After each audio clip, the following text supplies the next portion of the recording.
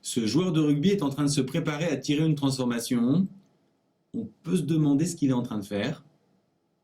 J'ai une explication simple. Il est en train de recalculer mentalement les équations de la trajectoire parabolique et on va voir que ça peut donner des tics nerveux. Le joueur s'apprête à tirer une transformation à 45 mètres des poteaux. Il va frapper à 83 km/h avec un angle de 60 degrés.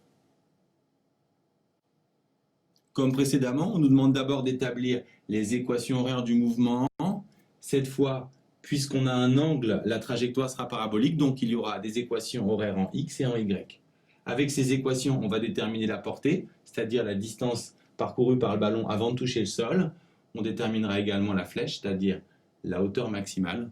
Et enfin, on déterminera si l'essai est transformé. Pour suivre cette vidéo, il faut absolument maîtriser la chute libre verticale qu'on a vue dans les 2 vidéos précédentes. On y a vu notamment que pour établir les équations horaires, il faut toujours commencer par les 4 étapes préliminaires: système, référentiel, repère, bilan des forces. Ici, le système, c'est tout simplement le ballon assimilé à son centre de gravité. Le référentiel, bien sûr, puisqu'on est sur Terre terrestre, supposé galiléen. Le repère, il est donné au XY, il est donné par l'énoncé. Et enfin, on va établir le bilan des forces. Quand on s'interroge sur les forces qui s'exercent sur le ballon, la première à laquelle on pense, c'est la force exercée par le rugbyman. Mais elle est déjà prise en compte par la vitesse du ballon. En fait, on s'intéresse aux forces quand le ballon est en l'air. Et quand le ballon est en l'air, la seule force qui s'exerce sur lui, c'est le poids. On peut, comme précédemment, indiquer ses caractéristiques et également rajouter qu'on néglige les frottements et la poussée d'Archimède de l'air. On est alors prêt, avec ces 4 étapes préliminaires, à appliquer la deuxième loi de Newton. Vous devez connaître maintenant la deuxième loi de Newton, somme des forces extérieures égale ma. La seule force ici, c'est le poids. Donc on a mg égale ma, on simplifie par les masses. On a l'accélération qui est égale à g. Comme on a une équation vectorielle, on l'a vu précédemment, on va passer en coordonnées. Ici, le repère, c'est OX, Y. Donc pour l'accélération, ça va tout simplement donner AX et AY. Et pour G est uniquement vertical, donc il n'y aura rien sur les X. Et comme G est vers le bas, en vertical, on aura moins G. Finalement, AX égale 0 et AY égale moins G. Avec AX, on va trouver VX, et avec VX, on trouvera X. Puis ensuite, avec AY, on trouvera VY et Y. Avec AX, on va trouver VX, puisque AX, c'est la dérivée de VX. Donc on voit ici que la dérivée de Vx, c'est 0. Pour trouver la solution de ce problème, comme d'habitude, on va d'abord passer par les maths. Si je cherche une fonction dont la dérivée est nulle, cette fonction doit être une constante, et que la variable soit égale à t n'a aucune influence. Donc je peux dire que par intégration, intégration c'est le mot qui explique qu'on va trouver une fonction à partir de sa dérivée, on trouve que Vx, par intégration, est une constante. Pour trouver les conditions initiales, appuyez-vous sur le schéma de l'énoncé. Au départ, le ballon est à l'origine du repère, donc x0 et y0 font 0. Pour les vitesses, c'est un peu plus subtil. Le plus simple, c'est de s'appuyer sur le cercle trigo, cercle de rayon 1. Vous savez tous qu'en abscisse, vous avez le cosinus et en sinus, l'ordonnée.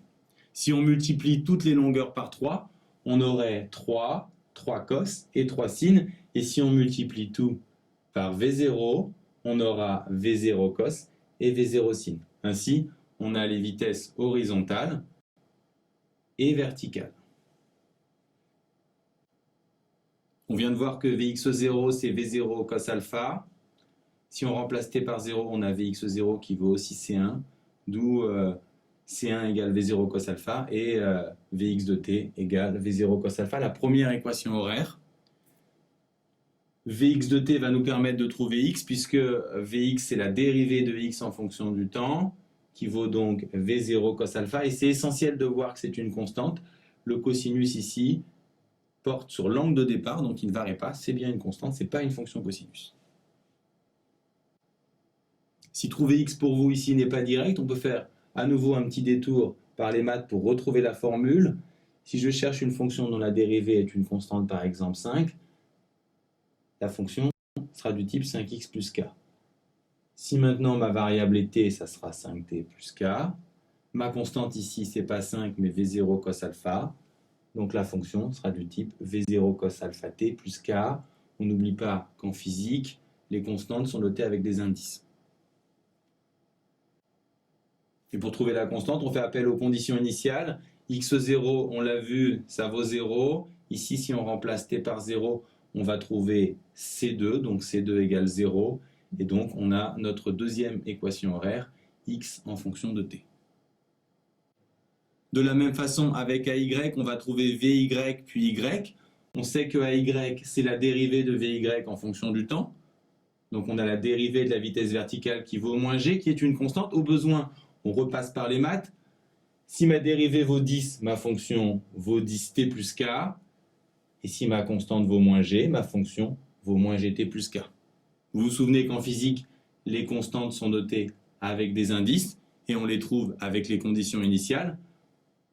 On a déjà vu que Vy de 0, c'est V0 sinus alpha. Si on remplace ici t par 0, on trouve C3.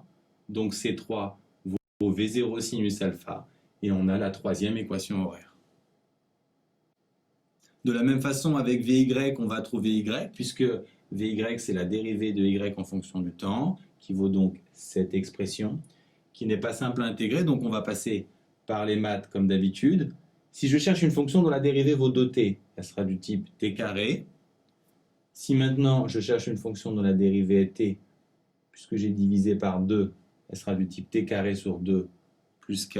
On l'a vu déjà dans le cas de la chute libre verticale.